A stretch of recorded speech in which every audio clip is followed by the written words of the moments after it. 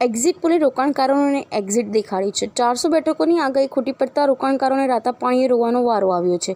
ચૂંટણી પરિણામોની જાહેરાત સાથે શેરબજારમાં વિક્રમ સર્જાશે એવી આગાહીના સ્થાને આજે મોકાણ આવી છે। વિક્રમ સર્જાયો છે, પણ સંપત્તિના ધોવાણનો મંગળવારે સેન્સેક્સ 4389 પોઈન્ટ ઘટીને બંધ આવતા એક જ દિવસમાં રોકાણકારોના ₹32 લાખ કરોડ ધોવાઈ ગયા છે। પ્રથમ 2 તબક્કામાં મતદાનની ટકાવારી ઘટવાની શરૂઆત સાથે હંમેશા ભવિષ્ય બાકી રોકાણ કરતા લોકોએ ધીમે ધીમે વેચાણ શરૂ કર્યું હતું। આ વેચવાલી સમયે વિશ્વાસ સંપાદન કરવા વડાપ્રધાન મોદી, ગૃહમંત્રી અમિત શાહ અને નાણાપ્રધાન નિર્મલા સીતારામને પણ આગાહીઓ કરી કે શેરબજાર વધશે, તેજી આવશે અને વિક્રમો સર્જાશે। છેલ્લા તબક્કાના મતદાન પછી પરિણામોની આગાહી કરતા એક્ઝિટ પોલ આવ્યા। દરેકમાં ભાજપ એનડીએ 330 થી 40 જેટલી બેઠકો જીતશે એવી આગાહી થઈ।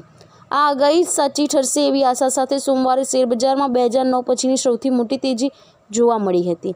સેન્સેક્સ 2507 અને નિફ્ટી 773 પોઈન્ટ ઉછળ્યા। રોકાણકારોની સંપત્તિમાં ₹13.79 લાખ કરોડનો તોતિંગ વધારો જોવા મળ્યો હતો।